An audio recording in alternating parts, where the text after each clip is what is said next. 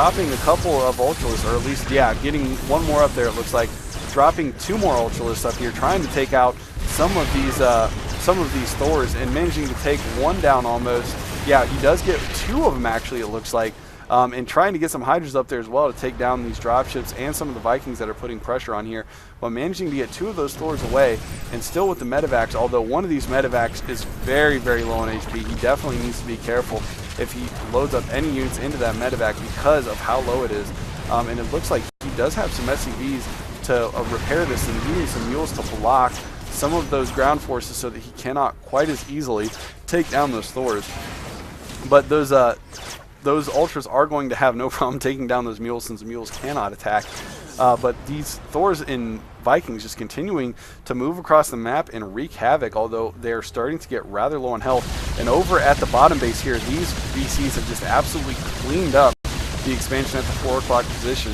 Dimaga did manage to mine out, it looks like, about half of the minerals here, but of course losing any expansion is not a good thing.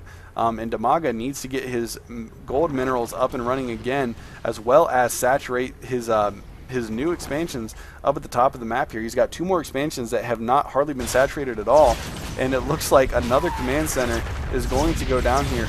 Dimaga spotting the early expansion from these SCVs, and I'm just trying to keep up with everything that's going on the map right now because there is so much action here. These 3 VCs just continuing to wreak havoc on this base, which used to be a Zerg base, although all of these creep tumors are still here. So Dimaga is going to have full vision of that Terran battlecruiser army, and one Medivac apparently just chilling in the corner with a Thor here, and another Medivac carrying a Thor. The term for this created in the beta is a Thor ship, and there's actually one lone Thor just chilling up right in the middle of all these Zerg bases here. I'm not sure if Dimaga is just not aware of it or what, but it looks like a lot of Corruptors and some Hydralisks coming up for Dimaga here right now, going to take down these VCs relatively easily, as Corruptors are very, very strong against battlecruisers or any kind of capital ship for that matter. Although with this Thor overhead, it looks like he is going to have to retreat those Corruptors at least a little bit, and a little bit of overkill here, bringing over about 17 Ultras or whatever to take on that one remaining Thor that only had about a quarter of its life left. But anyways, another couple of battlecruisers moving out here for NTT, going to try to do some damage against Dimaga, once again taking out the Hydra Den possibly, which would be huge because that would kill his anti-air from the ground, although he does still have the ability to build Corruptors right now, I believe, and you can see just a few more popping out there, and that is so many Corruptors. Those VCs stand no chance against that many Corruptors, and it looks like NTT has had to resort to long-distance mining the high-yield base here, and he has actually mined out the other high-yield base. The base in the back of his main is actually getting very low on minerals, as is his first expansion, the natural out in the front of his main. So NTT needs to get another expansion. He needs to continue to expand across this map, or Dimaga is soon going to be an unstoppable force here. But it looks like, I'm sorry, he must have had some kind of a Thor over here or something taking down that hatchery. So another hatchery going down for Dimaga, and he is going to replace it right away. And these SCVs just continuing to long distance mine, and I gotta think that Dimaga is aware of this because he does have creep tumors in the area, so he's going to see these SCVs traveling across here, and a very large Terran army moving across here with Thors, Marauders, and BCs. So there is a lot of heavy hitters in this army right now. Although with the amount of Corruptors and Ultralisks that we see from Dimaga, I gotta think that he is well equipped to handle this right now.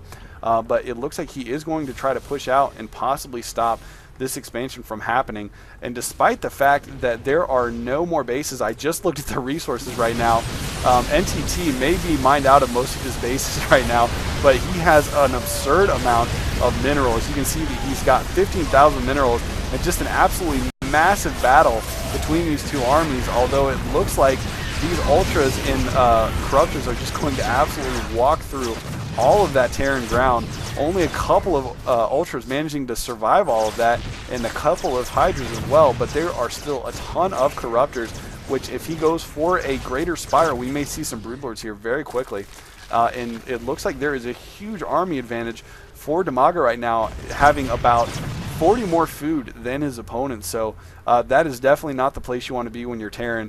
So he is going to need to get some more forces up here very quickly and definitely utilize some of those stored up resources that he has right now. And as you can see, he is trying to macro out a ton of units, getting a bunch of Marauders, Vikings, and trying to get some Thors here as well, though it looks like a couple of these Thors have been blocked off by this unfortunate building placement of the tech lab, because it is not quite wide enough for him to get those Thors out of there. But he does have 3 factories with tech labs, and they are all cranking out Thors right now. And getting another barracks down with the tech lab. So he is going to be going very heavy Marauders, which are great against Ultralists because they do extra damage. And here come the Broodlords I was talking about. These are so powerful against pretty much any ground army that you can possibly imagine. And also very, very good at taking on planetary fortresses, but they are not good at taking on Vikings. Although if we see the Corruptors come over from Dimaga, he may be able to hold this off, but it looks like he is not going to bring those out, at least not just yet. Although, yeah, that's too little too late. And this planetary fortress is going to stay up and running, at least for now. And these Corruptors coming over along with some Hydralisks trying to take on these Vikings, but just not going to be enough. And I don't really know if that attack was worth it for Dimaga. He didn't really kill anything. He did a little bit of damage to that planetary fortress, but of course it was healed. So really the only loss for NTT at this point was that he had to waste a little bit of money healing his planetary fortress. Oh, and these Hydralisks are a little bit out of position here. They could have picked off possibly 1 or 2 of those Vikings before they got taken on by that Terran ground army, but unfortunately he was not paying attention to those Vikings overhead, which I cannot blame him. There's so much going on in this map right now, and a ton of anti-air from Dimaga right now, managing to push those Vikings back, and a lot of them, especially the ones that were on the front lines, are very, very low on HP. And it looks like Dimaga is going to try to hold off this Terran army, but there are so many Thors in the mix with these Vikings that I think he is going to be overwhelmed right now, although he is streaming some Zerglings in here as well. He definitely needs to quickly macro up a decent-sized army, or he is going to be in a world of trouble. And he has enough hatcheries that he should be able to do it relatively quickly, but unfortunately he does not have the minerals that NTT does, and we have seen a complete flop on the food count. You can see that Dimaga is now nearly 1/3 of what NTT is, and I don't think Dimaga is going to be able to bounce back from this one. He has bases all over the map, but unfortunately he just does not have the resources currently to keep up with the production from NTT, and it looks like he is going to frantically try to collect some more minerals and produce some more units. If we look at the units overlay here, we can see that he does have 1 Hydra and 3 Zerglings, and checking the production menu here, we can see he is still getting upgrades for some reason, and is actually getting some Ultras as well. But he is quickly losing a lot of Overlords. He's going to find himself supply blocked here very quickly, I think.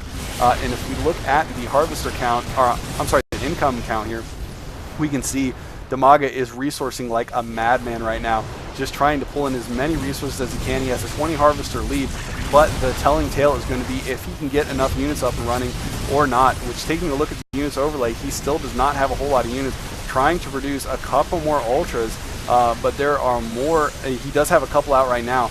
On the production menu, we can see he is producing 4 more along with a few Zerglings, but there are so many Thors here. I don't know if he's going to be able to pull it off, and those Vikings just doing so much damage to his Overlord count that I just think he is going to be overwhelmed by this Terran army because he is not going to be able to produce to keep up. And if we look at the resources tab here, we can see that NTT is starting to lose some of those extra resources that he had. So he is not going to be able to coast off of the money in the bank forever. He is trying to get his command center up and running at the yellow expansion once again. But this Terran army just moving across the map, decimating everything in its path. And here comes Dimaga's force, although I think he is picking a bad spot here to try to get involved, because there is a choke here and his Ultras are not going to be able to effectively take on all of these ground forces. You can see just going down so quickly to all of those Marauders and Thors, and I think this is going to be all that she wrote for Dimaga, unfortunately. I love Dimaga. He is a great player, and as you can see, very economically based, but he is not going to be able to handle NTT this game, and it looks like NTT going to take the win as the Terran player. Wow, that was a long game, and I know I've done a couple of epically long games. Hopefully you guys enjoy them. Let me know in the comments what you think, because typically I tend to stay away from long games unless they're really, really good.